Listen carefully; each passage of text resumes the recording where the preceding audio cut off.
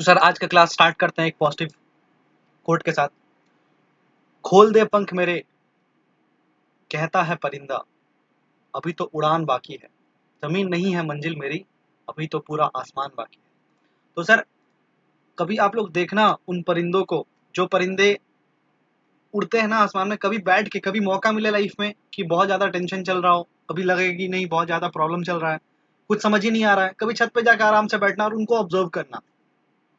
आपको फील होगा कि हमसे लाख गुना बेटर वो है, हमसे लाख गुना बेटर वो है। इसलिए लाख गुना बेटर वो है क्योंकि जो ख्वाहिश वो रखते हैं ना एक जगह से उड़ के दूसरी जगह जाने की, शायद अभी भी हम लोग वो ख्वाहिश लैग करते हैं अपने में। तो सर हमेशा याद रखें कि ख्वाहिश जो होता है ना, वो हमेशा छोटा ख्वाहिश कभी मत रखें। लाइफ में हमेशा ख्वाहिश बहुत बड़ा रखें। आपको गगनचुंबी गोल चूज करना चाहिए सर, ताकि आप लोग लाइफ में बहुत आगे बढ़े। ठीक है, तो करते हैं सर आज की क्लास को स्टार्ट। तो पिछले क्लास में हमने यूनियन एंड टेरिटरी को कंप्लीट कर लिया था। ठीक है, पार्ट एक, भाग एक को हमने कंप्लीट कर लिया था। ओके सर, चलो स्टार्ट करते हैं। तो सर जीवन का सत्य आज होने वाला है, जीवन का सत्य आज होने वाला है, जीवन का सत्य।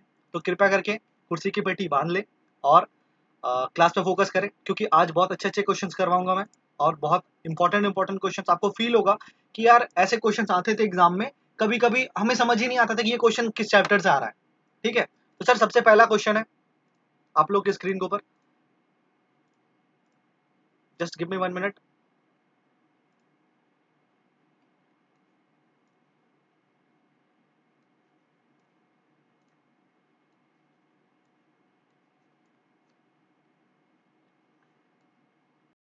सब हैंग कर रहा है, चलो जी।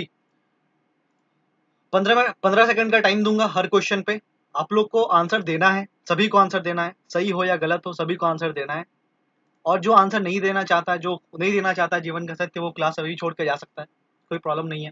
ठीक है, तो सर पहला क्वेश्चन आप लोग के लिए ये है, who among the following has the power to alter the borders of state. इनमें से कौन है, इनमें से कौन है जिसके पास पावर है जो बॉर्डर को अल्टर कर सके, बॉर्डर्स को चेंज कर सके? पार्लियामेंट, लोकसभा, प्रेसिडेंट और सुप्रीम कोर्ट। कौन है सर? Very good. तो सर एक जन ने बी बोला था, वेरी गुड, उनको भी। तो सर आपको याद रहना चाहिए कि मैंने जब भी पढ़ाया था आपको, तो कभी मैंने ये नहीं बोला कि लोकसभा के पास पावर है, मैंने ये बोला कि पार्लियामेंट के पास पावर है। ठीक है, पार्लियामेंट का पावर जो है सर, पार्लियामेंट का जो पावर है वो पार्लियामेंट के पास ये पावर है कि वो किसी भी एरिया का बाउंड्री को सर अल्टर कर सकता है। ठीक है, चलो नेक्स्ट क्वेश्चन। नेक्स्ट क्वेश्चन है आप लोग के लिए क्वेश्चन नंबर 2। सर क्वेश्चन है कि how many states and UTs did the state reorganisation commission created in November 1 1956? कितना स्टेट और यूटी बना था सर? कितना स्टेट्स और यूटी बना था 1956 में? तो सर वेरी गुड, जिनका भी आंसर बी है उनका सही है। 14 स्टेट्स, 14 राज्य और 6 यूनियन टेरिटरी बनाए गए थे। अच्छा आप लोग क्या मुझे बता सकते हैं कि फजल अली कमेटी जो था, उन्होंने कितना स्टेट्स बनाने का रिकमेंडेशन दिया था?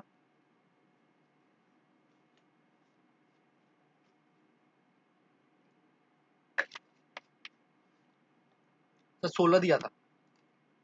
ठीक है, 16 यूटी, सॉरी 16 स्टेट्स और 3 यूटी या फिर 3 सेंट्रली एडमिनिस्ट्रेटिव टेरिटरी बनाने का सजेशन दिया था। ठीक है, फजल अली कमेटी ने। ओके सर, आगे बढ़े, चलो वेरी गुड, आगे बढ़ते हैं।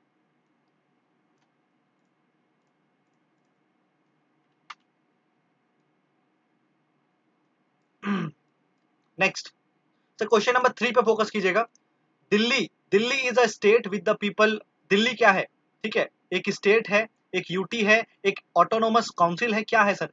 दिल्ली क्या है? दिल्ली का एक राज्य है, एक केंद्र शासित प्रदेश है, एक ऑटोनोमस काउंसिल है, या फिर इनमें से कोई नहीं?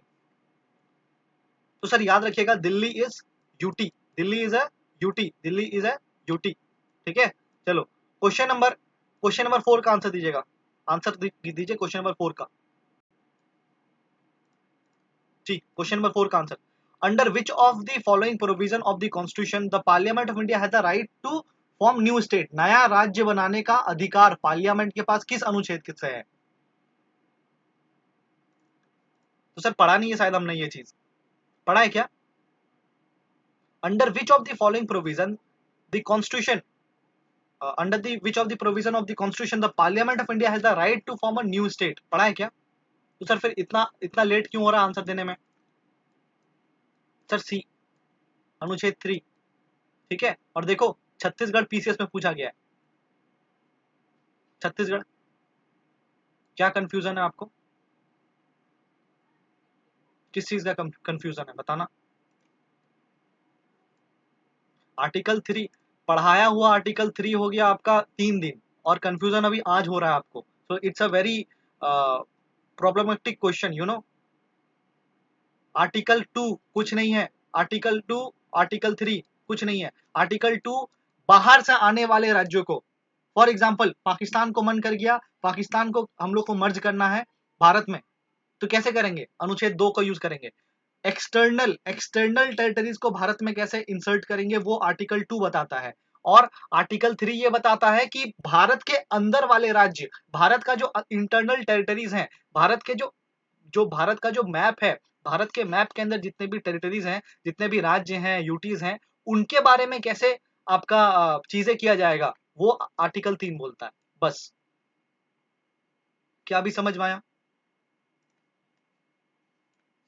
और ऐसा क्वेश्चंस, ऐसा ना 2 और 3 या फिर कोई भी, मैं एक को नहीं बोल रहा हूँ, सबको बोल रहा हूँ, ये चीजें पढ़ा के हो गई 8 दिन से भी ज्यादा, ठीक है, 8 दिन से भी ज्यादा, आज आपको कंफ्यूजन हो रहा है, it's a very problematic question, किसी को भी, कोई भी बंदा, क्योंकि जब जब पढ़ाया जाता है उस वक्त क्वेश्चंस पूछा जाना चाहिए। मैं हमेशा बोलता हूँ कि क्लास के बाद किसी को कोई डाउट हो तो पूछ लो, हमेशा बोलता हूँ।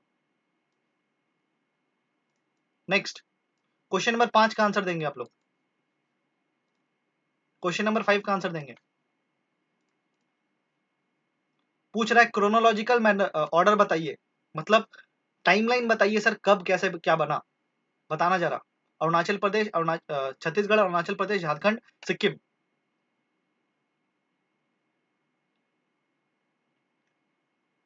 तो सर ये उन्हीं से बनेगा जो कल की क्लास में थे। आप लोग सब बोल रहे हैं बी, लेट्स सी।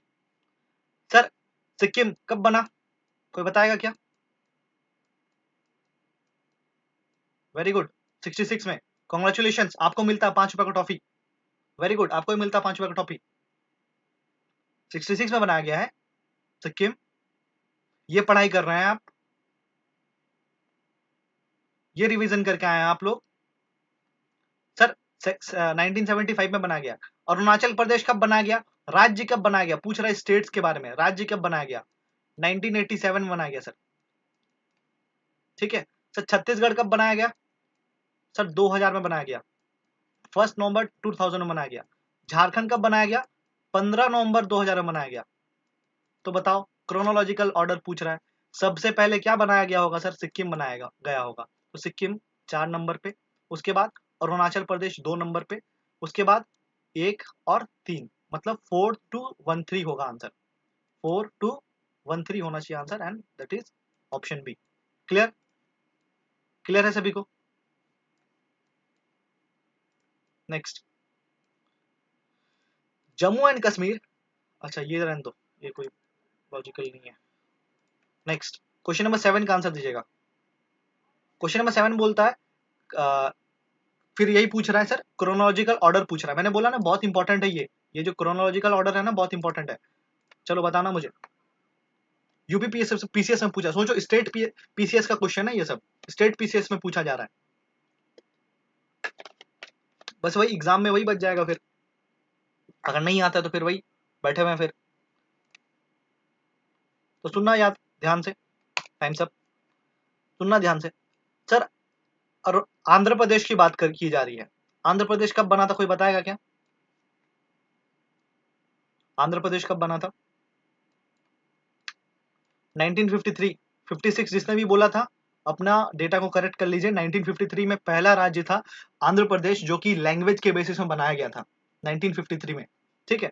मतलब सर इन सब में इन सब में सर जो भी है, जो भी ऑप्शन दिया है, सबसे पहले तो ऑप्शन नंबर 1 होगा, आई मीन स्टेटमेंट 1 होगा। क्यों? क्योंकि यही पहला राज्य है सर जो बनाया गया था लैंग्वेज के बेसिस में।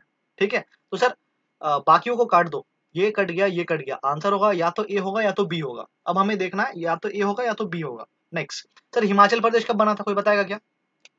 स्टेट पूछ रहा हूँ, स्टेट कब बना था हिमाचल प्रदेश, जल्दी बताओ। 1971। और वो लोग जो कल क्लास मिस कर दिए थे, आज अभी इन क्वेश्चन से अपने आप को रिमाइंड करवा सकते हैं कि अच्छा ऐसे ऐसे टाइम पे बना था। ठीक है, हिमाचल प्रदेश सर 1971 में स्टेट बना था। इससे पहले हिमाचल प्रदेश ना यूटी हुआ करता था। कोई मुझे बताएगा क्या हिमाचल प्रदेश यूटी कब बना था? हिमाचल प्रदेश यूटी बना था 1966 में। 1966 में हिमाचल प्रदेश यूटी बना था और उसके बाद 1971 में हिमाचल प्रदेश को स्टेटहुड मिला, स्टेट बनाया गया सर, उसको राज्य बनाया गया।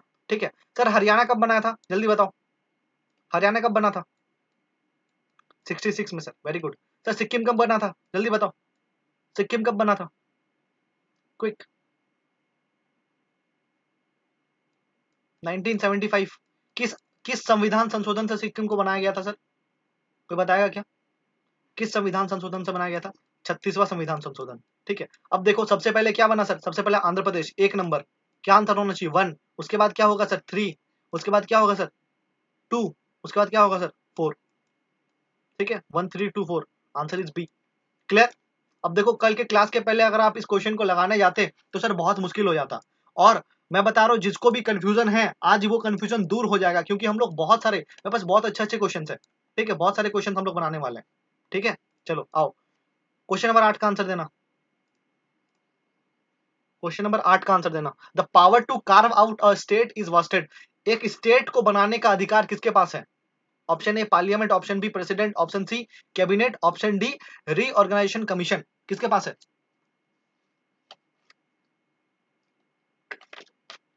वेरी गुड, किसके पास है सर? पार्लियामेंट के पास है। Good, answer is A. Next sir, question number 9 का आंसर देंगे। How many UTs are there in India? Currently कितने यूटीज हैं? करेंटली कितना यूटी है? तो सर 8 है, 8 है। कोई मुझे बताएगा दादर और नागर हवेली, दादर नागर हवेली और दमन एंड दीव को कब मर्ज करके एक सिंगल यूटी बनाया गया था? दादर नागर हवेली और दमन एंड दीव को मिला के एक सर सिंगल यूटी बनाया गया था, कब बनाया गया था, किसी को पता है क्या? अरे भैया क्वेश्चन समझो, भैया क्वेश्चन समझो, क्वेश्चन समझो। पहले भारत में 9 यूटीज हुआ करता था सर। ठीक है, 2020 के पहले भारत में 9 यूनियन टेरिटरीज हुआ करता था।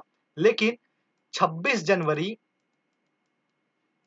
2020 को दमन एंड दीव और दादर और नागर हवेली को मिला के एक सिंगल यूटी बना दिया गया।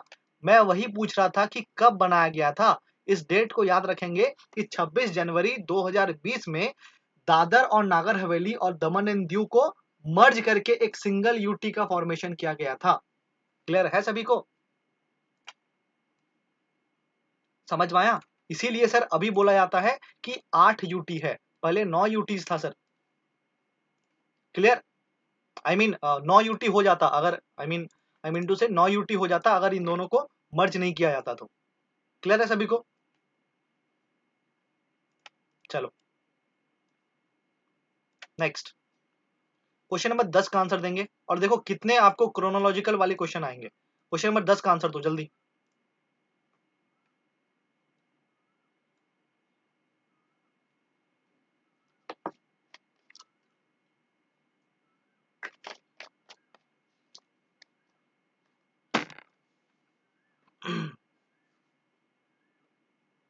तो द आंसर इज बी, ऐसा सबको बोल रहे हैं। क्यों? क्योंकि यहाँ पे टिक लगा हुआ है इसीलिए बोल रहे हैं। चलो देख लेते हैं। सर नागालैंड कब बना था? क्वेश्चन एक्सप्लेन करने वाला जैसा कुछ है नहीं नाज, बस क्वेश्चन में ये पूछा है, क्रोनोलॉजिकल ऑर्डर पूछा है कि कब कौन बना था। जो सबसे पहले लिखा हुआ है ये पहले बना, उसके बाद ये बना, उसके बाद ये बना, उसके बाद ये बना, ऐसा बोल रहा है। क्रोनोलॉजिकल ऑर्डर का मतलब होता है टाइमलाइन पूछता है। क्रोनोलॉजी मतलब कुछ नहीं होता है। अब वो अमित शाह का स्टेटमेंट याद है, आप क्रोनोलॉजी समझिए, समझिए क्रोनो मतलब क्रोनोलॉजी का मतलब होता है टाइमलाइन। ठीक है, कि मेरा जन्म हुआ है 2000 में, मेरा शादी हुआ है 2024 में, मेरा सर मेरा ऑफस्प्रिंग आता है सर, मेरा बच्चा होता है सर 2030 में सर। उसके तो ये क्या है सर, एक क्रोनोलॉजिकल ऑर्डर है, एक टाइमलाइन है, समझ में आया? ये टाइमलाइन उसी को बोलते हैं क्रोनोलॉजिकल ऑर्डर। तो आपसे अभी यहाँ पे फिलहाल पूछा गया है कि कौन कौन सा स्टेट कब बना था। ठीक है, कौन कौन सा स्टेट कब बना था और किस क्रोनोलॉजिकल ऑर्डर में बना था, ये पूछा गया आपसे। ठीक है सर, चलो। तो सर आप लोग मुझे बताएंगे नागालैंड कब बना है, कब बना है सर नागालैंड? 1963। सर हरियाणा कब बना, कब बना हरियाणा?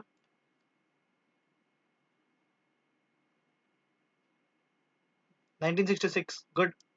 सिक्किम कब बना? 1975। अरुणाचल प्रदेश कब बना? 1987। अब देखो क्रोनोलॉजिकल ऑर्डर मेंटेन हो रहा है, नागालैंड, हरियाणा, दिख रहा है, एक बड़ा से छोटा से बड़ा हो रहा है सर क्रोनोलॉजिकल मैटर। तो आंसर इज बी। क्लियर सभी को? ठीक है, चलो नेक्स्ट। क्वेश्चन नंबर 11 का आंसर देंगे। क्वेश्चन नंबर 11 ये बोल रहा है which of the following has the power to annex a state to union. अच्छा, एक और चीज, वो लोग जो क्वेश्चन पहले पढ़ने से पहले ही आंसर दे रहे हैं भाई साहब, यहाँ पे कुछ और भी लोग हैं जिनको इंग्लिश से प्रॉब्लम है, तो कृपया करके मुझे क्वेश्चन समझा लेने दें, उसके बाद आप लोग आंसर दें। ठीक है, पूरे क्लास को एक साथ चलना है, ये नहीं कि आगे आगे चल रहे हैं। ठीक है, तो प्लीज आप सम्मान करें सामने वाले का, तभी आपको सम्मान मिलेगा। ठीक है, क्वेश्चन नंबर 11 ये बोल रहा है which of the following has the power to annex a state to the union territory और to create a new state. ठीक है सर, इनमें से किनके पास पावर है नया यूनियन बनाने का, आई मीन न्यू यूटी में किसी को ऐड करने का, या फिर नया स्टेट बनाने का? ऑप्शन नंबर ए parliament, option number B Lok Sabha, और पॉलिटिकल पार्टी सेंट्रल गवर्नमेंट। किसके पास है सर, किसके पास है? तो सर पार्लियामेंट के पास है। ठीक है, अब देखो ये क्वेश्चन कितने बार आ गया सर, ये क्वेश्चन कितने बार आ गया, समझ रहे हो? अब ये क्वेश्चन अगर आप एग्जाम में गलत करके आते हो, तब तो मतलब मिर्ची वाले पकौड़े खिलाने चाहिए आपको। ठीक है, चलो बताओ। क्वेश्चन नंबर 12 पूछ रहा है by which of the following constitutional amendment was the Sikkim included. Sikkim कब बनाया गया, किस संविधान संशोधन से सिक्किम बनाया गया, किस संविधान संशोधन से सिक्किम बनाया गया? वेरी गुड, 36वां संविधान संशोधन से सिक्किम बनाया गया सर। ठीक है, कब हुआ था ये संशोधन, जल्दी बताओ, कब हुआ था, कब हुआ था? 75 में, गुड। 1975 में हुआ था। क्लियर, क्लियर है सर? चलो sir, which of the question number 13 देखना। क्वेश्चन नंबर 13 ये बोलता है कि which of the following which schedule of the constitution has to be amended in order to form a new state. नया state बनाने के लिए इनमें से कौन सा अनुसूची अनुसूची को अमेंड करना जरूरी है? पांचवा, तीसरा, सेकेंड, या फिर no amendment is required?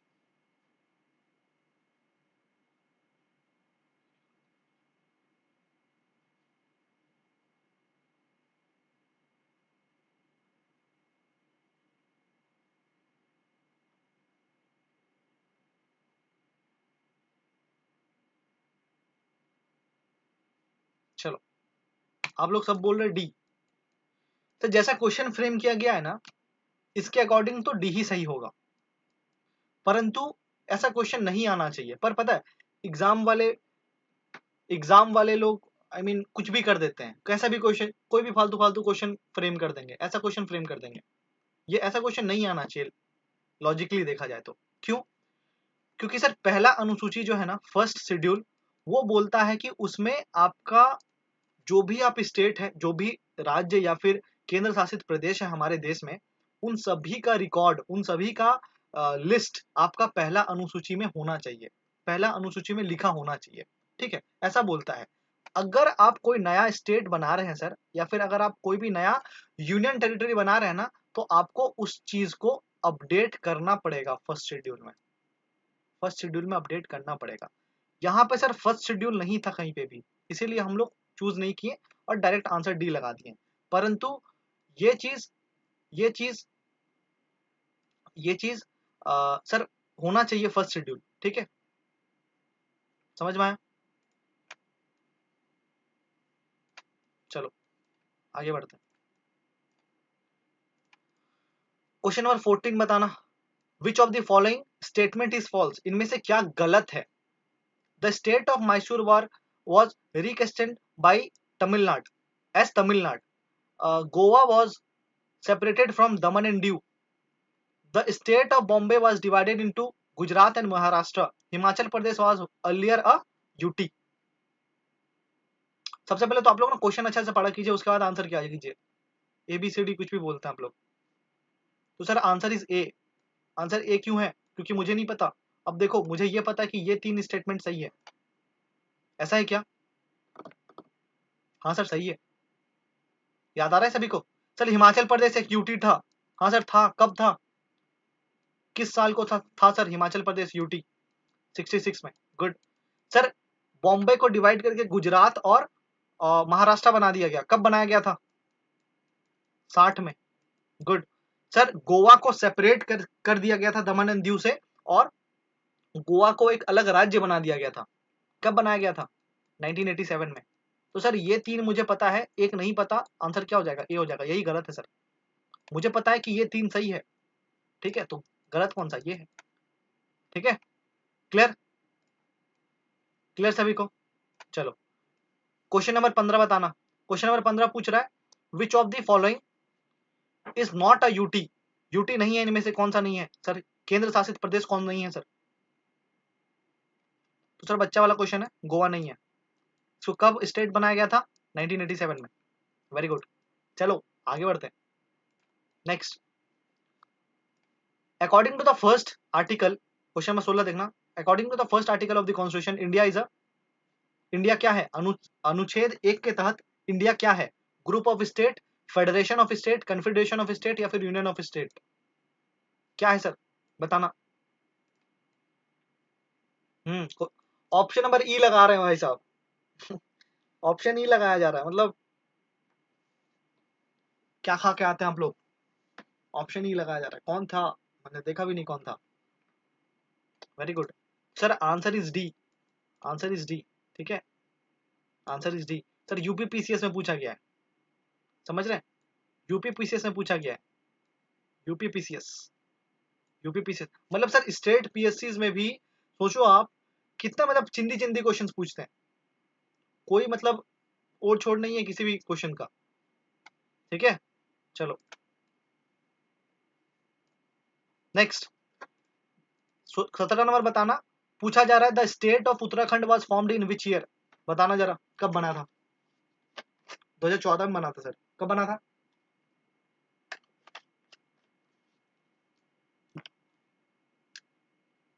Very good, 2000 में बना था सर। 2000 में भी कब बना था? कोई बताएगा? डेट बताएगा इसका? Can you guys please tell me the date? 9 नवंबर 2000, ठीक है, 9 नवंबर को बनाया गया था। क्लियर है सभी को? जी हाँ। चलो आगे बढ़ते हैं। क्वेश्चन नंबर 18 का आंसर देना कि किसके पास, who has the right to annex any state into UT, किसके पास पावर है कि किसी भी राज्य को वो यूनियन टेरिटरी बना दे? किसके पास ये पावर है, किसके पास ये जादू है? तो सर प्रेसिडेंट के पास है। ऐसा है क्या? नहीं ऐसा नहीं है। किसके पास है सर? पार्लियामेंट के पास है। हर पावर पार्लियामेंट के पास है सर। कोई प्राइम मिनिस्टर के पास नहीं, कोई सुप्रीम कोर्ट के पास नहीं, कोई राष्ट्रपति के पास नहीं। क्लियर है सभी को? नेक्स्ट, क्वेश्चन नंबर 19 का आंसर देना। चिंदी सा क्वेश्चन, आंध्र प्रदेश कब बना था?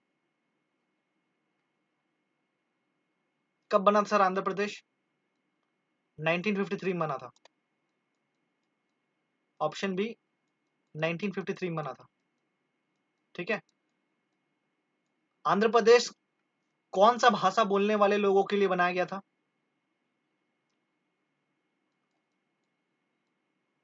Telugu speaking, Telugu speaking people लोग के लिए बनाया गया था।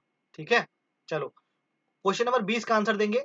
When were the state reorganised on linguistic basis, linguistic basis में स्टेट्स को रीऑर्गेनाइज पुनर्गठन कब किया गया, किस साल में किया गया? वेरी गुड, उनका भी आंसर सही है जो कि सी बोल रहे हैं। मतलब भाई साहब कैसे बोल सकते हैं आप सी? सर हम लोग पढ़े थे फजल अली कमेटी, फजल अली कमेटी ने ये परमिशन दिया, फजल अली कमेटी ने ये रिपोर्ट दिया कि हाँ लिंग्विस्टिक बेसिस में बनाया जाना चाहिए। ठीक है, राज्यों को बनाया जाना चाहिए। ये रिपोर्ट 1955 में आया था सर। ठीक है, 1955 में ये रिपोर्ट आया था और इसी रिपोर्ट के बेसिस में एक एक्ट पास किया गया जिसका नाम था स्टेट रीऑर्गेनाइजेशन एक्ट 1956। 1956 बोल के एक पुनर्गठन, राज्यों का पुनर्गठन करने का एक अधिनियम पारित किया गया था। ठीक है, और सर इसी अधिनियम के तहत 1956 में जितने भी राज्य थे उन राज्यों को पुनर्गठन किया गया था और इसके साथ साथ 7th कॉन्स्टिट्यूशनल अमेंडमेंट एक्ट पास किया गया था। याद आ रहा है कल का क्लास सभी को?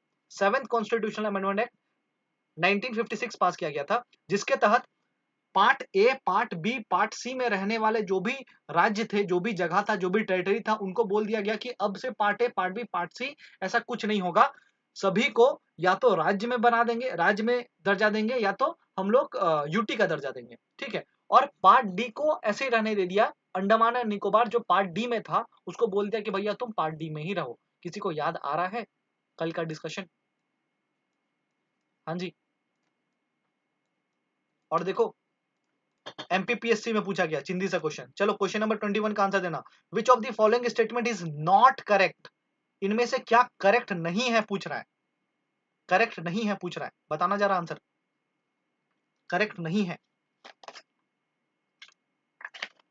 Option A, parliament can create a new state by legislation, संसद जो है वो कानून के तहत नया राज्य बना सकता है। Option B, this type of legislation shall contain provisions for amendment to the first schedule and the fifth schedule। ठीक है, अगर ऐसा टाइप का आपको ये चीजें करना है, मतलब क्रिएशन करना है नया स्टेट का, तो आपको पहला शेड्यूल और पांचवा शेड्यूल दोनों को अमेंड करना पड़ेगा। ठीक है, this type of legislation shall be regarded as amendment to the constitution for the purpose of article 368। मतलब अगर आपको कोई राज्य बनाना है उसके लिए आपको अमेंडमेंट लाना पड़ेगा 368 के तहत। ठीक है, नेक्स्ट ऑप्शन नंबर डी है, a bill for this purpose can not be presented in the parliament until it has directed to the legislature of the state whose territory border और name is to be affected by it. Sir बाकी लोग, बहुत लोग तब से बहुत answer कर रहे थे, जब बड़ा क्वेश्चन आ गया तो बस शांत हो गया सब कोई। ऑप्शन नंबर डी ये बोल रहा है कि कोई भी राज्य, कोई भी राज्य, कोई भी स्टेट जिसका बॉर्डर या फिर नाम चेंज कर रहे हैं उस राज्य का परमिशन लेना जरूरी है उसका बॉर्डर या फिर उसका नाम वगैरह चेंज करने के लिए। ये बोल रहा ऑप्शन नंबर डी। अब आपको बताना इनमें से क्या गलत है। सॉरी, अच्छा चलो, तो सर इसमें से दो आंसर होगा, सी और डी दोनों आंसर होगा।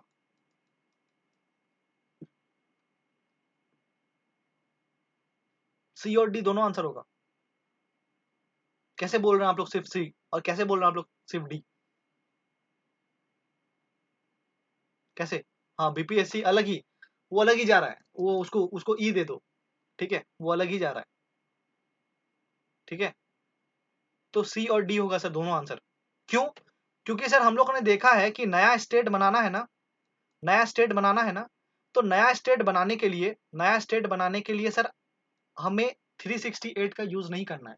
हम लोग सिंपल लेजिस्लेशन, सिंपल बिल पारित करके, सिंपल मेजोरिटी से पास करके उसको एक नया राज्य बना सकते हैं। नेक्स्ट ऑप्शन नंबर डी ये बोल रहा है सर कि a bill for this purpose cannot be presented in the parliament until it has been directed to the legislature of the state whose territory, border or name is to be affected by it। Until it has been directed to the state,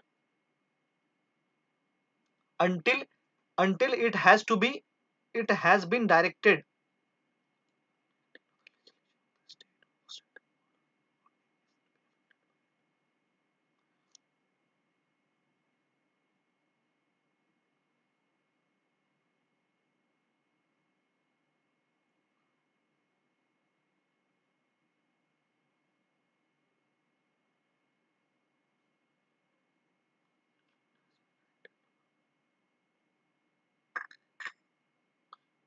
सो इसका language जो है ना, इसका language थोड़ा alter language है। ये कहना क्या चाहता है, a bill for this purpose can not be presented in the parliament until it has been directed to the legislature. See, directed जो है ना, ये एक वर्ड है।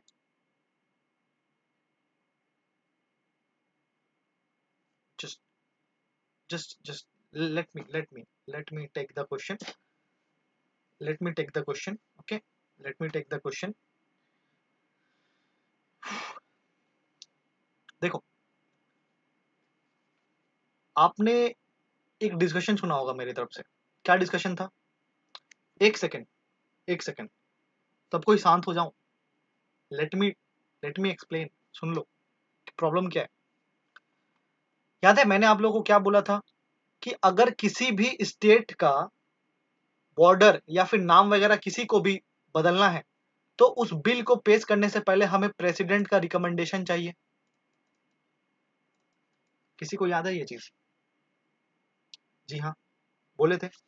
अब प्रेसिडेंट साहब का ये ड्यूटी है, प्रेसिडेंट साहब को एक फॉर्मेलिटी के तौर पे ही उस बिल को उस राज्य में भेजना पड़ता है कुछ समय के लिए कि भैया तुम लोग देख लो इसको, बस देख लो।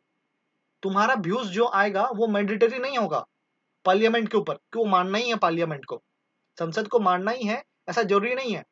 बस तुम अपना व्यू रख लो, देख लो, तुमको जो हो हल्ला करना है करो, तुम जितना जिंदाबाद नारा लगाओ कि हाँ खराब बिल है अच्छा बिल है, डजेंट मैटर, बस तुम देख लो, बस तुम देख लो। अब ये यहाँ पे क्वेश्चन ये अब समझ में आया, प्रेसिडेंट क्या बाउंडेड है या फिर पार्लियामेंट बाउंडेड है कि स्टेट का जो भी व्यू आएगा उसको एक्सेप्ट कर ले? क्या बाउंडेड है? नहीं है सर। लेकिन यहाँ पे वर्ड का यूज किया गया पता है, डायरेक्टेड वर्ड यूज किया गया है।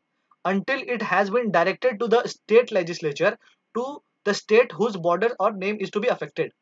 डायरेक्टेड वर्ड का मतलब क्या है ना सर, सिर्फ बताना, सिर्फ इन्फॉर्म करना, सिर्फ इन्फॉर्म करना। तो सर इन्फॉर्म करना तो जरूरी है, इन्फॉर्म, बस इन्फॉर्म करना। डायरेक्टेड वर्ड जो है ये आपका एम्बिगुअस वर्ड है, इसका मतलब अलग वक्त पे अलग निकाला जा सकता है, ठीक है। पर अगर एमसीक्यू क्वेश्चन देखें कि मतलब यहाँ पे सिर्फ एक ही आंसर लगाना है मुझे, अगर मल्टीपल आंसर होता ना, यहाँ पे एक और ऑप्शन होता सी और डी का, तो मैं सी और डी दोनों वाला चूज करता। लेकिन क्योंकि यहाँ पे सिंगल आंसर चूज करना है, your answer should be C only. क्यों? क्योंकि सर क्योंकि sir question number option number D जो है वहां पे वर्ड देखो डायरेक्टेड वर्ड है, और ये डायरेक्टेड वर्ड का मतलब होता है सिर्फ इन्फॉर्म करना। और प्रेसिडेंट का ये रूल, एक प्रेसिडेंट का ये एक कर्तव्य है सर कि वो उस स्टेट को एटलीस्ट इन्फॉर्म करे कि देखो तुम्हारे बारे में चर्चा चल रहा है, समझ रहे हो, तुम्हारे बारे में। बिहार को तोड़ने का बात कर रहा है झारखंड और बिहार के रूप में, लेकिन बिहार को पता ही नहीं है, समझ रहे हो। बिहार को बताना जरूरी है सर। Is it clear? तो ऐसे क्वेश्चन में जहां पे आई मीन एक से ज्यादा ऑप्शन सही सही होने का रहता ना, फॉर एग्जांपल ऑप्शन नंबर ई रहता कि एक से ज्यादा सही, तब मैं ई मारता, परंतु यहाँ पे मुझे लग रहा है कि सिर्फ एक ही आंसर सही होना चाहिए, इसलिए ऑप्शन सी होगा। Let's see the answer of the book. Book का आंसर देखते हैं। सी दिया हुआ है सर, सी दिया हुआ है। बुक का आंसर पे मैं उतना रिलाई नहीं करता हूँ, पर सी दिया हुआ है। Is it clear? ओनली सी होगा। अच्छा क्वेश्चन था, क्वेश्चन अच्छा था। एक देखो, हमेशा वैसे क्वेश्चंस नहीं बनाना चाहिए जहां पे आप फंसो ना, हमेशा वैसा क्वेश्चन नहीं, तब तो बस वही है कि हाँ अपुनिज भगवान है, हर क्वेश्चन बन जा रहा है मेरे से। ठीक है, सबको समझ में आया क्वेश्चन नंबर 21? सबको समझ में आया क्वेश्चन नंबर 21? हाँ जी, हेलो 1 2 3, सबको समझ में आया? चलो good. Sir question number 22, question number 22 बताना। पूछ रहा है कि दिल्ली किस अमेंडमेंट से बनाया गया है? मैंने नहीं बताया आप लोगों को, पर याद होना चाहिए आप लोग को।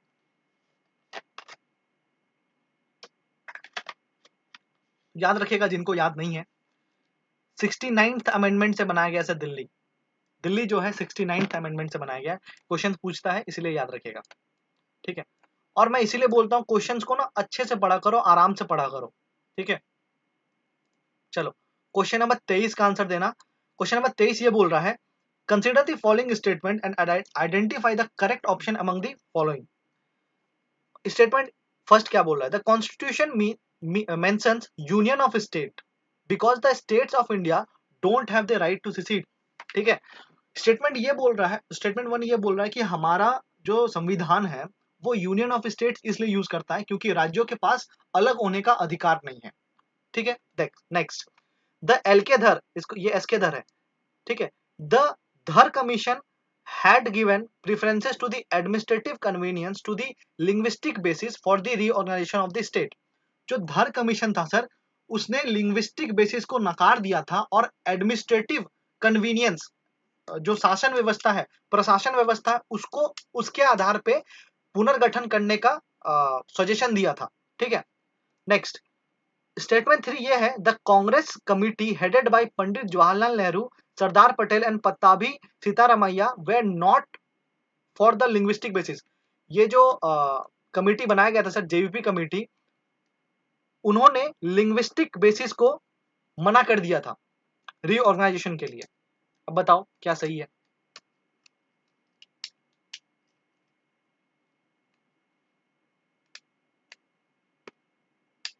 क्या सही है सर?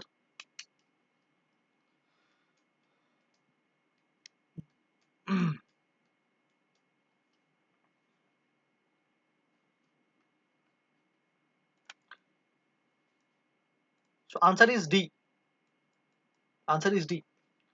फर्स्ट भी सही है सर, यूनियन ऑफ स्टेट इसलिए यूज किया जाता है क्योंकि स्टेट्स के पास सर राइट टू सिसीड नहीं है, मैंने पहले ही बताया आपको।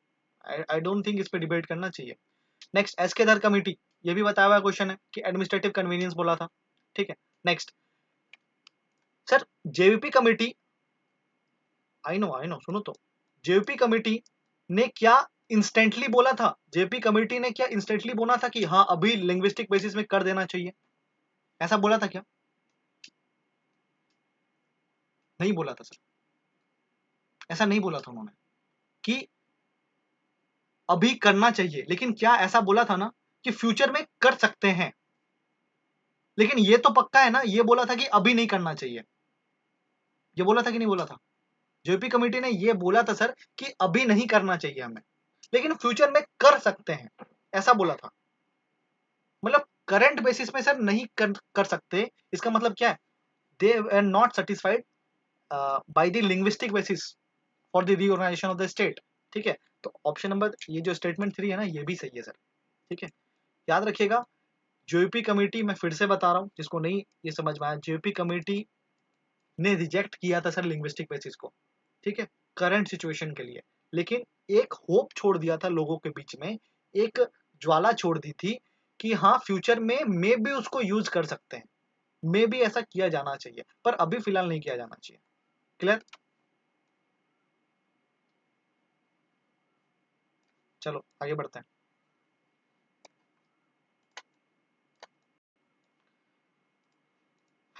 फालतू क्वेश्चन है।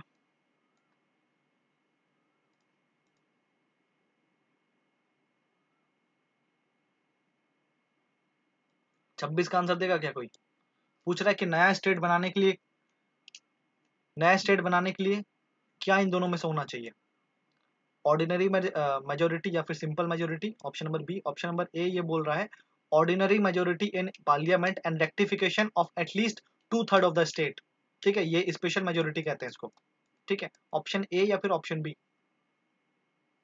25 पूछ ही नहीं रहा हूं मैं, 25 पूछा मैंने आपसे, 25 पूछा मैंने आपसे। तब एक काम ही करता हूं, मैं भेज देता हूं ये क्वेश्चन, आप लोग घर में बना लेना आराम से।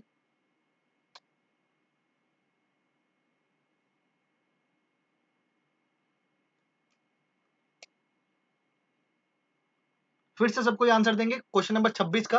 क्वेश्चन नंबर 26 में ऑप्शन ए और ऑप्शन बी पूछा गया है। ऑप्शन ए में ये बोल रहा है ordinary majority in parliament and rectification of at least 2/3 of the state. इसका मतलब बोल रहा है कि सर किसी भी स्टेट को बनाने के लिए जो बिल है उस बिल को स्पेशल मेजोरिटी से पास करना चाहिए। ऑप्शन ए ये बोल रहा है। ऑप्शन बी ये बोल रहा है कि सर किसी भी बिल को, कोई भी स्टेट फॉर्मेशन का बिल है, उसको सिंपल मेजोरिटी से पास किया जा सकता है। अब बताओ आंसर।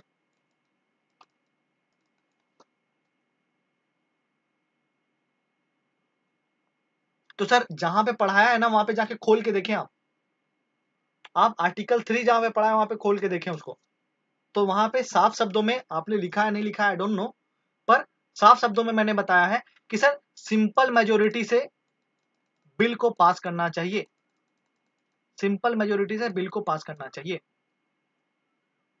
ऑप्शन ए की चिल्ला रहे हैं आप लोग यार, मजाक चल रहा है क्या? स्पेशल मेजोरिटी के बारे में मैंने कभी बोला है कि बिल को, कोई भी अधिनियम जिससे राज्य बनता है वो अधिनियम स्पेशल मेजोरिटी चाहिए उसके लिए? मैंने बोला है क्या कहीं भी? नहीं बोला है। सिंपल मेजोरिटी चाहिए सर।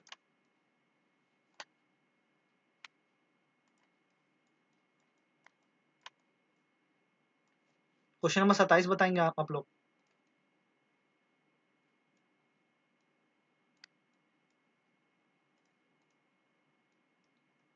क्वेश्चन नंबर 27 बताएंगे।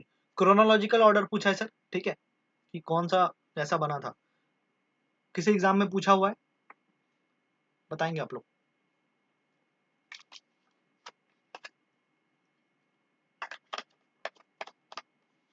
तो देख लो, कभी भी ऐसा क्वेश्चन आए ना, सुन लेना, कभी भी ऐसा क्वेश्चन आए तो नॉर्थ ईस्ट को याद रखेंगे आप लोग। नॉर्थ ईस्ट, जो नॉर्थ ईस्ट है ना, याद रखिएगा, इन नॉर्थ ईस्ट में सबसे पहला राज्य जो बना था वो 1963 में बना था। उस राज्य का नाम था नागालैंड, ठीक है, ये सबसे पहले बना था सर। क्लियर है आप लोग को? जितने भी नॉर्थ ईस्ट के राज्य हैं इंक्लूडिंग सिक्किम, ठीक है, इंक्लूडिंग सिक्किम, सिक्किम को इंक्लूड करने के बाद भी सबसे पहला राज्य जो बना था सर वो नागालैंड बना था। तो ऐसा क्वेश्चन में सबसे पहले चेक करना कि नागालैंड है क्या। हाँ सर नागालैंड है, और देखो नागालैंड सिर्फ एक ही जगह पे है, सबसे आगे में नागालैंड सिर्फ एक ही जगह पे है, आंसर यही होगा, बाकी सबको देखना ही नहीं है हमें। पर फिर भी बताना मुझे, मेघालय कब बना था? मेघालय कब बना सर? नहीं बता हमें, माफ कर दो। 66 में बना था, कांग्रेस। तो सर 72 में बना था, ठीक है। सिक्किम कब बना था? सिक्किम कब बना था? 75 में बना था सर। अरुणाचल प्रदेश स्टेट कब बना था? 87 बना था। क्लियर? सर मैं बता रहा हूँ, जितना जल्दी इन सब चीजों को आप लोग याद रखेंगे उतना क्वेश्चंस बनेगा, वरना कोई फायदा नहीं होगा पढ़ने से, ठीक है। मैंने आप लोगों को बोला था कि लक्ष्मीकांत एक रीडिंग एटलीस्ट देना, मैं गारंटी लिख के देता हूँ कि आप लोग में से किसी के पास भी इतना टाइम नहीं होगा कि आप लोग लक्ष्मीकांत खोल के भी देखे होंगे, ठीक है, उसमें है क्या एटलीस्ट, ठीक है। मास्टर सही पढ़ाया गलत पढ़ाया, कुछ फैक्ट तो गलत नहीं हो गया यार, देखो मैं भी इंसान हूँ, मेरे से भी गलतियां होती हैं, हो सकता है मैंने कोई फैक्ट गलत बता दिया हो। कल जैसे मेरे से मैं भूल गया था ना यार, कल क्या भूल गया था, फजल अली भूल गया था ना, फजल अली के मेंबर्स को भूल गया था, मे भी हो सकता है मेरे से भी ऐसा। चलो नेक्स्ट, क्वेश्चन नंबर 28 का आंसर देंगे। विच of the following is not a provision for the creation of a state? इनमें से क्या प्रोविजन नहीं है स्टेट बनाने का, नया स्टेट बनाने के लिए, ठीक है। By expending the territory of state, state के टेरिटरी को बड़ा करना, ठीक है। By contracting the territory of state, state को टेरिटरी को छोटा करना। By changing the name of the state, state के नाम को चेंज किया जा सकता है। या फिर state can annex a UT, एक स्टेट किसी भी केंद्र शासित प्रदेश को कब्जा कर सकता है। इनमें से क्या सही नहीं है? इनमें से क्या सही नहीं है सर?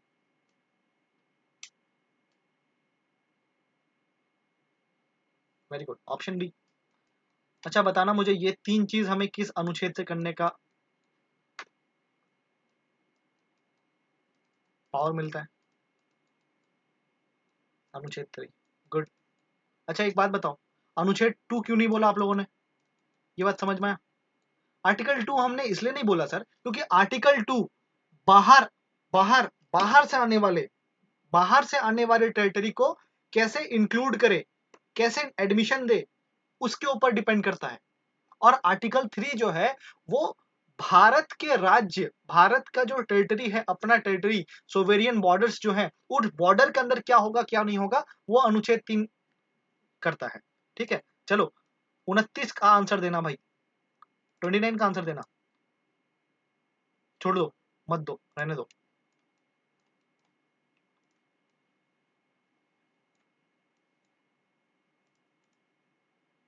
क्वेश्चन नंबर 30 का आंसर देना, क्वेश्चन नंबर 30 का आंसर देना, क्वेश्चन नंबर 30 का आंसर दीजिएगा। पूछ रहा है इनमें से क्या गलत है। सर गोवा को फुल स्टेटहुड मिल गया था 1987 में। Diu is an island in the gulf of Cambay. Option C बोल रहा है कि Daman and Diu were separated from Goa by the 56th constitutional amendment act. ठीक है। Dadar and Nagar Haveli where a French colonial. बताना जरा क्या क्या गलत है इसके इसके तहत, क्या गलत है।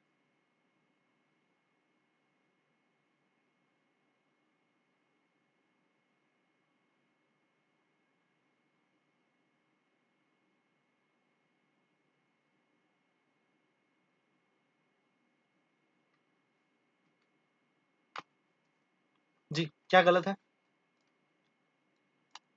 मैं वही देख रहा था यार कि मतलब सी क्यों बोल रहे हैं, मैं कंफर्म हो रहा था सी क्यों बोल रहा है। अच्छा आप कल का क्लास खोल के देखना, कल का क्लास खोलना। कहाँ कल कहीं पे अगर कल लिखा होगा तो एटलीस्ट, मतलब यहाँ पे तो और भी बहुत ज्यादा हीरो सब हैं, लिखते भी नहीं हो आप लोग, ठीक है। तो अगर कभी लिखा होगा तो कल देखना जरा, दमन एंड दीव को क्या बताया था। एक सेकंड आराम कीजिए, थोड़ा आराम कीजिए, आराम कीजिए। कल बस इतना बताना मुझे,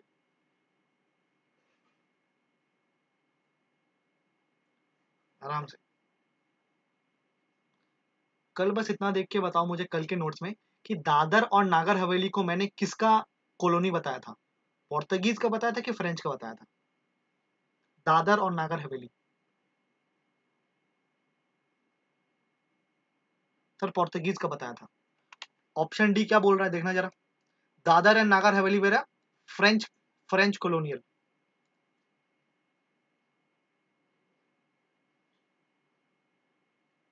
क्वेश्चन में कुछ है सर, देखना ही नहीं है मुझे, बाकी फालतू सा चीज है, देखना ही नहीं है मुझे।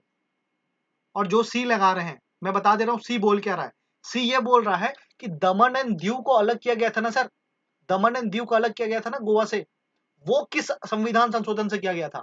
हमें नहीं पता, मैंने नहीं बताया आपको, सच में मैंने नहीं बताया। और शायद आपको पता होगा तो बहुत बढ़िया है, पर मैंने नहीं बताया आपको कि 56 से किया गया कि नहीं किया गया है। लेकिन ये जरूर बताया सर कि दादर और नागर हवेली जो है ये फ्रेंच कॉलोनियल नहीं है, ये एक पोर्तुगीज का कॉलोनी है। फ्रेंच कॉलोनी कौन सा था सर, पुडुचेरी था। पुडुचेरी में सर यनम, माहे, पुडुचेरी, करियकल, करिकल, ये सब था सर आपका फ्रेंच कॉलोनी। याद आ रहा है कल का क्लास, इसलिए मैंने बोला था कि ये चीज भी याद रखना।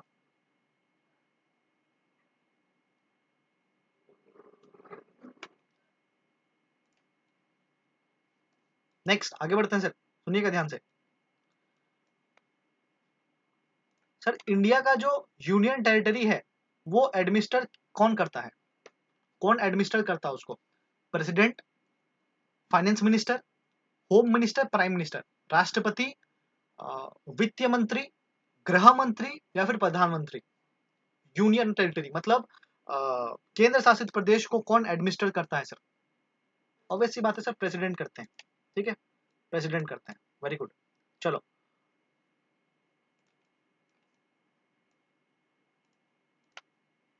34 का आंसर देना।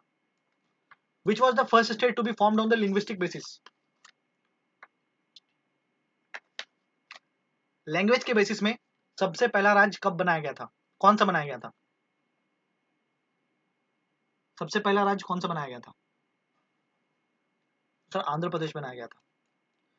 कब बनाया गया था, 1953 में। अच्छा मुझे बताएंगे आप लोग किनका डेथ हो गया था, कौन आमरण अनशन कर रहा था, क्या नाम था उस शख्सियत का, जिसकी वजह से गवर्नमेंट ऑफ इंडिया के ऊपर बहुत ज्यादा प्रेशर बन गया। तो सर पोट्टी श्री रमल्लू थे, ठीक है। 56 डे वो अनशन किए थे और उसके बाद उनका डेथ हो गया था। क्लियर। नेक्स्ट क्वेश्चन नंबर 3 का आंसर देना। क्वेश्चन नंबर 3 का एसर्शन रीजनिंग है सर, एसर्शन रीजन है। असर्शन ये है कि India is not a union, ठीक है। और रीजन ये बता रहा है the parliament of India has the power to alter the territory border name of any state even without its consent, ठीक है। तो ये रीजन है। अब बताओ सही है कि गलत है? Option A, option B, option C, option D, बताना क्या सही है।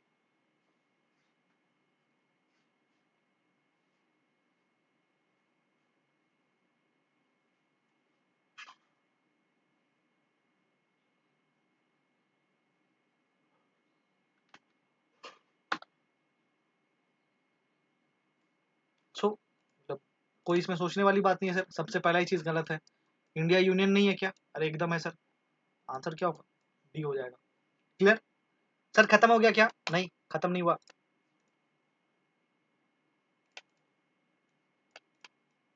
बताओ, क्वेश्चन ये पूछ रहा है कि which of the which of the following can be done only through a constitutional amendment under article 368 and not through the ordinary parliamentary procedure?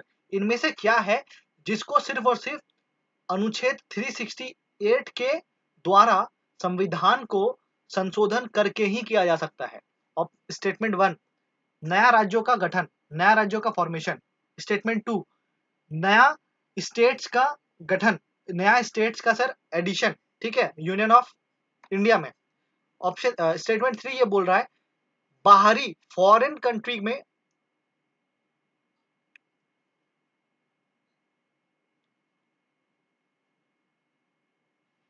Just give me 1 minute, okay. हाँ, मैं फिर से पढ़ता हूँ, सुनना। स्टेटमेंट 1 ये बोल रहा है कि नया राज्यों का गठन। स्टेटमेंट 2 ये बोल रहा है किसी भी बाहरी बाहरी राज्य को या फिर बाहरी टेरिटरी को भारत में ऐड करना। या फिर ऑप्शन स्टेटमेंट 3 ये बोल रहा है कि भारत के किसी भी स्टेट को या फिर भारत के किसी टेरिटरी को अगर फॉरेन कंट्री को दे देना है, तो किस चीज के लिए सर यूज किया जाएगा?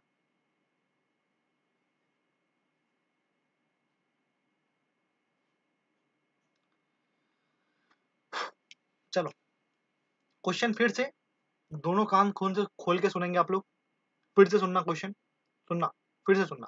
क्वेश्चन ये पूछ रहा है आप लोगों से, द क्वेश्चन इज आस्किंग कि मुझे बताओ कर लो आप लोग पहले, क्वेश्चन सुनिए पहले आप लोग। क्वेश्चन ये पूछ रहा है कि अनुच्छेद 368, आर्टिकल 368 का यूज किस जगह पे किया जाना चाहिए? इनमें से किस जगह में अनुच्छेद 368 का यूज किया जाना चाहिए? ठीक है। स्टेटमेंट 1 ये बोल रहा है नया राज्य बनाने के लिए, इंडिया का जो टेरिटरी है ना उसके अंदर नया राज्य बनाने के लिए अनुच्छेद 368 का यूज किया जाना चाहिए। नेक्स्ट, स्टेटमेंट 2 बोल रहा है कि नया राज्य मतलब भारत से बाहर का कोई टेरिटरी को अगर भारत में सम्मिलित करना है उसके लिए अनुच्छेद 368 का यूज किया जाना चाहिए। नेक्स्ट, स्टेटमेंट 3 ये बोल रहा है कि भारत के किसी अंग को, किसी किसी टेरिटरी को, किसी लैंड को अगर भारत से तोड़कर किसी फॉरेन टेरिटरी को देना है उस चीज के लिए स्टेटमेंट 3 यूज किया जाना चाहिए, आई मीन आर्टिकल 368 यूज किया जाना चाहिए। तो क्या होगा आंसर?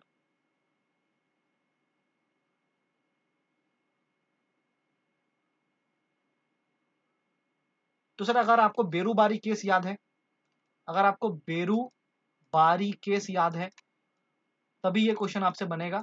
और उस वक्त हमने समझा था कि पार्लियामेंट के पास अनुच्छेद 3 के तहत, पार्लियामेंट के पास अनुच्छेद 3 के तहत कोई पावर नहीं है कि वो अपने टेरिटरी को तोड़ के किसी भी फॉरेन टेरिटरी को दे दे। अगर ऐसा करना है पार्लियामेंट को तो अनुच्छेद 368 का यूज करना पड़ेगा। और क्वेश्चन में यही पूछा है सर, मतलब स्टेटमेंट 3 के लिए ये सही होगा। कभी कभी सुनना, देखना और उसके बाद आंसर करना इंसान को समझदार बनाता है। जल्दी आंसर करना समझदारी नहीं होता है कभी भी। आप यहाँ पे कर लो, एग्जाम में कर लो, कोई आपको मार्क्स नहीं मिलने वाला। हाँ, आप थोड़ा हवा जरूर बना लोगे कि अरे देखो मैंने सबसे पहले आंसर कर दिया, वो हवा का कोई फायदा नहीं है, कोई फायदा नहीं होगा। नेक्स्ट सर, क्रोनोलॉजिकल ऑर्डर पूछा है गोवा, तेलंगाना, झारखंड और हरियाणा का, बताना जरा।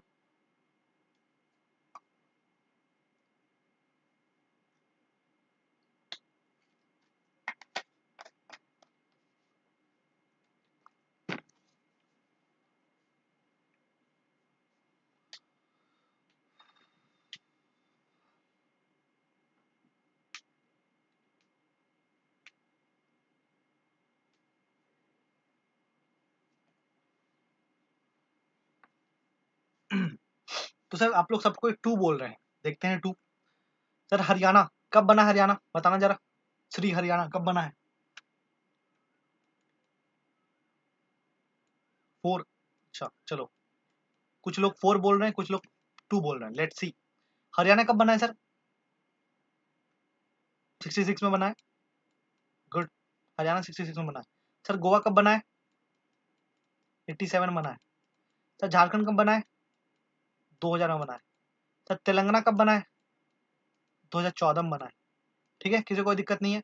नेक्स्ट क्या होना चाहिए सर? 4 होना चाहिए, 1 होना चाहिए, 3 होना चाहिए, 2 होना चाहिए। 4 1 3 2 is the answer. Answer is 2। कैसे आप लोग बोल रहे थे? झारखंड पहले बनेगा सर तेलंगाना से।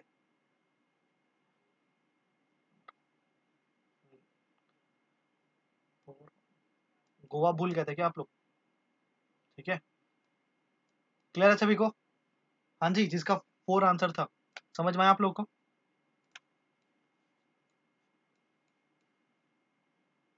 चलो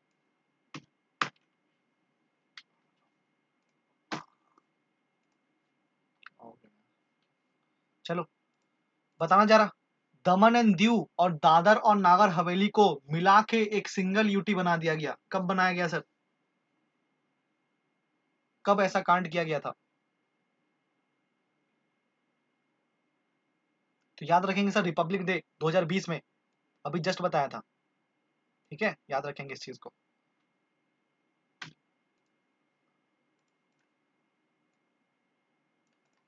next, consider the following statement as per the union and territory. ठीक है, स्टेटमेंट को देखो। स्टेटमेंट 1 ये बोल रहा है, it is mentioned in part 1। UT जो है सर, यूनियन एंड टेरिटरी के बारे में पार्ट 1 भाग 1 संविधान के भाग 1 में बात किया गया है। और स्टेटमेंट 2 ये बोल रहा है कि अनुच्छेद 1 से 5 है सर यूटी में। यूनियन एंड टेरिटरी वाला जो भाग है उसमें अनुच्छेद 1 से 5 है। बताना जरा इनमें से क्या सही है?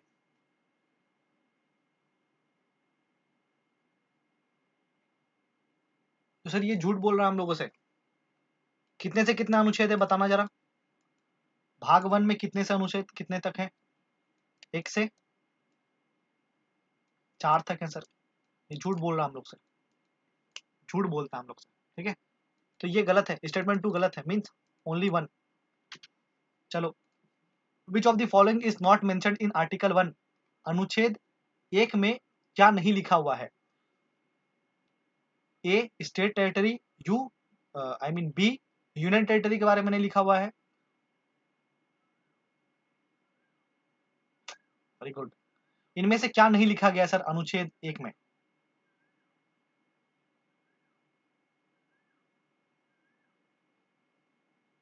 स्टेट टेरिटरी आई मीन राज्यों के बारे में लिखा गया है। ऑप्शन बी ये बोल रहा है कि अ, अच्छा आप B C, very good. Sir question ये बोल रहा है कि इनमें से क्या सही नहीं है। अब सुनना ध्यान से, D is the right answer.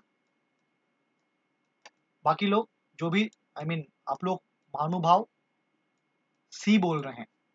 ये चीज मैंने 3 बारी रिपीट किया था कि सुन लेना इस चीज को अच्छे से, कि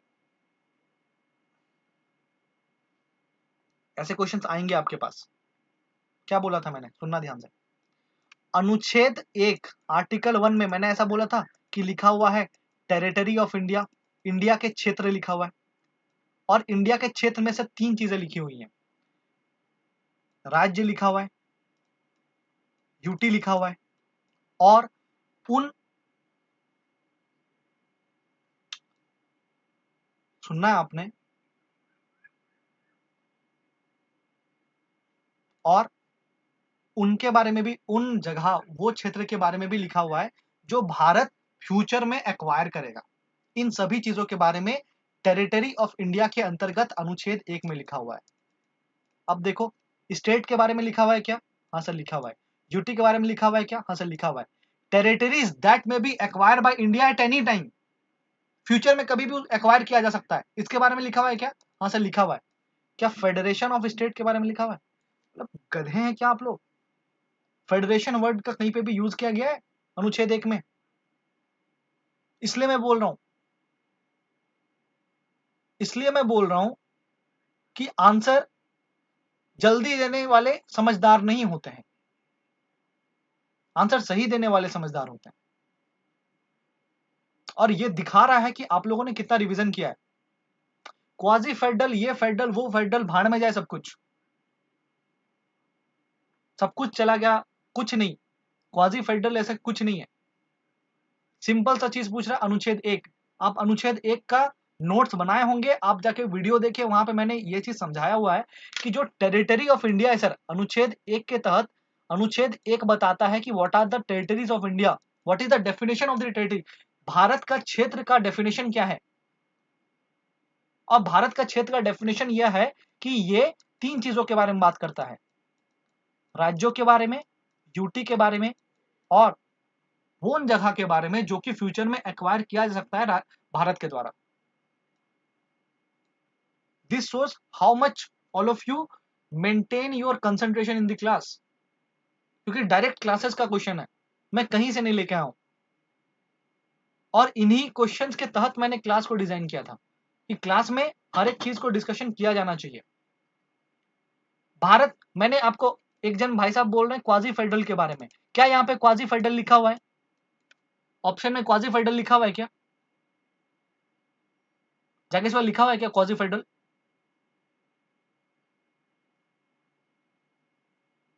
तो जब क्वाजी फेडरल नहीं लिखा हुआ है तो फिर ऑप्शन डी कैसे होगा?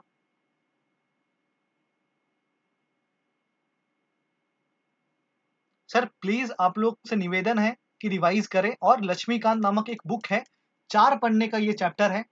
4 पन्ने पढ़ने में अगर आपको 5 घंटे लग जाएंगे तो मत पढ़ना, अगर 4 पन्ने पढ़ने में अगर आपको 1 घंटा लगता है तब पढ़ लेना, ठीक है?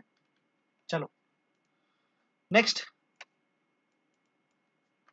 ये क्वेश्चन है, ये बोल रहा है, स्टेटमेंट 1 ये बोल रहा है कि आर्टिकल 2 जो है ये रिलेटेड है सर किसी भी राज्य का नाम वगैरह चेंज करने के से, ठीक है? और आर्टिकल 3 रिलेटेड है किसी भी बाहरी टेरिटरी को भारत में इंक्लूड करने से।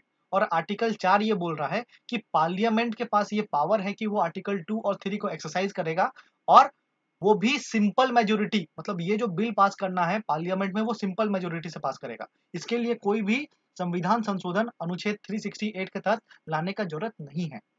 इनमें से क्या सही है? हम लोग का प्रॉब्लम ये है ना कि हम लोग वन लाइनर क्वेश्चन पे स्टिक है। वन लाइनर क्वेश्चन आपको सिर्फ और सिर्फ छोटे एग्जाम्स में दिखेंगे, सिर्फ और सिर्फ छोटे एग्जाम्स में दिखेंगे, कहीं नहीं दिखेगा और आपको।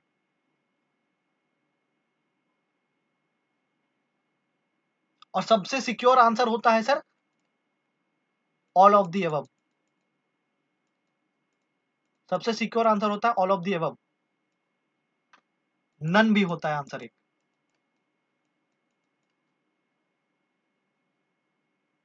तो सुनिएगा ध्यान से, ठीक है? सुनिएगा ध्यान से, या तो प्रॉब्लम आप लोग के एंड से है या तो प्रॉब्लम मेरे एंड से, या तो आप लोग क्लास में प्रॉपर ध्यान नहीं देते, ठीक है? या तो I don't know what is the issue,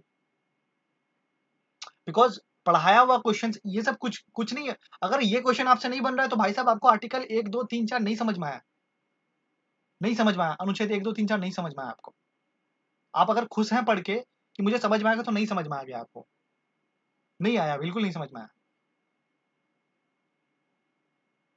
सुनना ध्यान से, सर अनुच्छेद 2 यहाँ पे लिखा हुआ है, अनुच्छेद 2 जो है वो भारत के एग्जिस्टिंग राज्यों का नाम या फिर फॉर्मेशन से रिलेटेड है। अच्छा एक बात बताओ, अनुच्छेद 2 क्या भारत के अंदर जो राज्य हैं उससे रिलेटेड है? ये सही है स्टेटमेंट? तो गलत है, मतलब ये तो गलत है, झूठ बोल रहा है ये, झूठ बोल रहा है, मतलब स्टेटमेंट 1 तो गलत है। मतलब किसी किसी अभी बुद्धिजीवी ने लिखा था ऑल ऑफ दी एबव, तो भैया आपका तो ऐसे ही आंसर गलत है। और जिसको भी बुरा लग रहा है लगे बुरा, मैं चाहता हूं कि सबको बुरा लगे, पूरे क्लास को बुरा लगे। आज जाके घर में 4 घंटा ज्यादा पढ़ना आप लोग। आर्टिकल 3, आर्टिकल 3 क्या बोल रहा है? आर्टिकल 3 ये बोल रहा है इसके तहत, ये यहाँ पे जो स्टेटमेंट है ये बोल रहा है कि बाहर से नया राज्यों को अगर एडमिट करना है इंडिया में, उससे उससे डील करता है आर्टिकल 3। ऐसा है क्या? ऐसा है क्या? नहीं सर, ये तो साफ झूठ बोल रहा है, ये भी गलत है। मतलब बचा ये। अब देखना, जिसने नन बोला था मैं उनसे बात करना चाहता हूं। Article 4 empowers the parliament to implement article 2 and 3 with simple majority. Obvious सी बात है सर, अनुच्छेद 2 और 3 को इंप्लीमेंट करने का काम किसके पास है? कौन करेगा सर? पार्लियामेंट करेगा। और अभी जस्ट बताया, उस दिन भी बताया था कि सर ये काम सिंपल मेजोरिटी से किया जा सकता है। कोई दिक्कत है इसमें? नहीं है। नेक्स्ट चीज में क्या बोला है? It does not to be considered as a constitutional amendment under article 368। इसको अनुच्छेद 368 के तहत कोई भी अमेंडमेंट की तरह नहीं देखा जाएगा। ये डिस्कशन भी उस दिन किया था। तो आर्टिकल स्टेटमेंट 3 तो सही है sir. Answer will be only 3, that is B, that is B. ये होगा आंसर। नेक्स्ट क्वेश्चन आप लोग के लिए,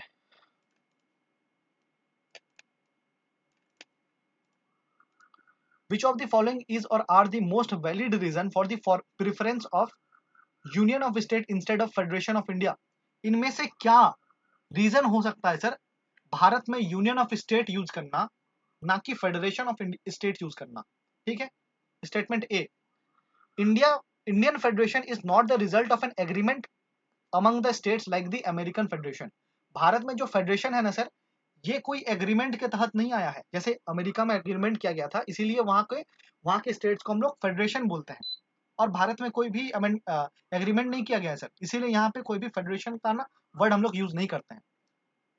option B, the states had no right to secede from the federation, union is indestructible and the country is divided into the different states only through the means of only for the convenience of administration। सुनना ध्यान से। अब एक भाई साहब answer दे दिए ए, भैया आपका गलत है आंसर। आंसर आपका गलत है, आप हवा बनाना चाहते थे, आपका आंसर गलत है।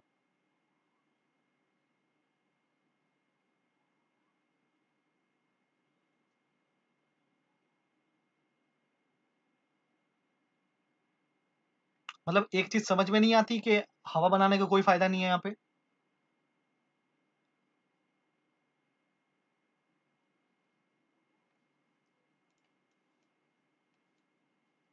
Sir option B, statement B ये बोल रहा है कि भारत में हमने फेडरेशन ऑफ स्टेट इसलिए नहीं चुना क्योंकि, और भारत को हमने यूनियन ऑफ स्टेट इसलिए बनाया क्योंकि भारत में जो राज्य है उनके पास अलग होने का अधिकार नहीं है, राइट टू सिसीड नहीं है।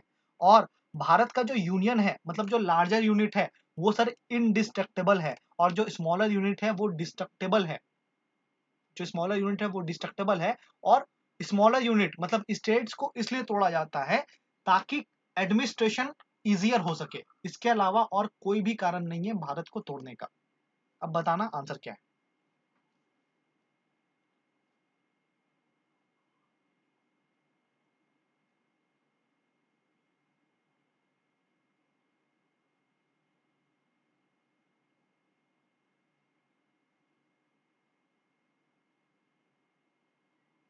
Very good.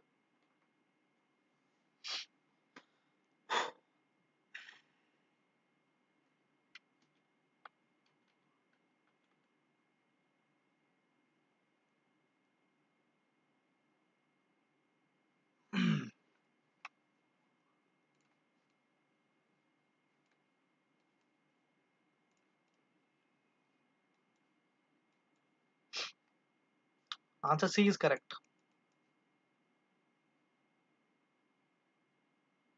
सुनना ध्यान से। स्टेटमेंट ए बोलने वाले, स्टेटमेंट ए ये बोल रहा है कि सर फेडरेशन भारत में इसलिए नहीं बोला गया, इंडिया में फेडरेशन वर्ड इसलिए नहीं यूज किया गया क्योंकि भारत में राज्य आपस में एग्रीमेंट नहीं किए हैं जैसा अमेरिका के राज्य किए थे। क्या ये स्टेटमेंट ए जो है वो सही है कि गलत है?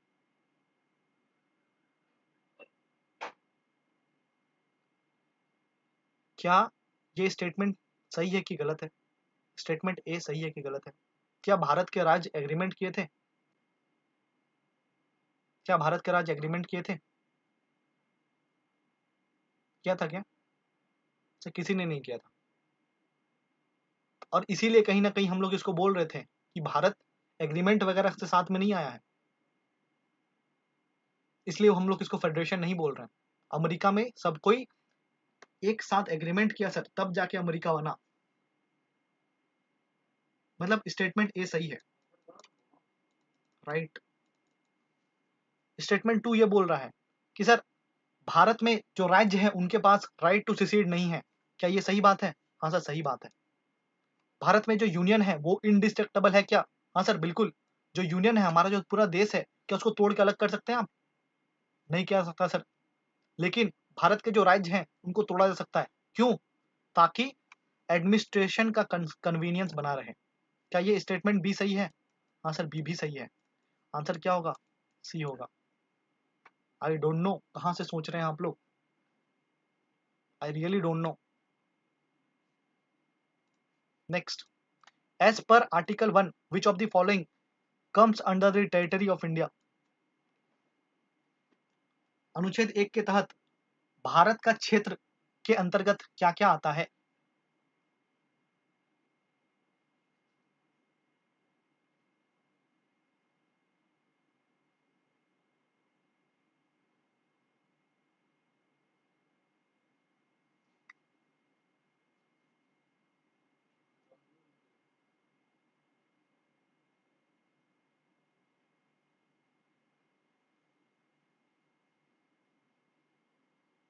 सब सी बोल रहे हैं तो मैं भी सी बोल लेता हूँ। क्यों अच्छा लग रहा है? सर अभी जस्ट बताया कि अनुच्छेद 1 के तहत जो टेरिटरी ऑफ इंडिया का डेफिनेशन है, उस डेफिनेशन के अंदर 3 चीजें लिखी गई हैं: state, UT and the territory which can be acquired, which may be acquired in the future. तो स्टेटमेंट ए भी सही है, स्टेटमेंट बी भी सही है, मींस आंसर इज सी। चलो, Indian territory can be ceded to the foreign state only through. Bharat का किसी भी अंग को तोड़ के किसी फॉरेन कंट्री को दिया जा सकता है, किस अनुच्छेद के तहत?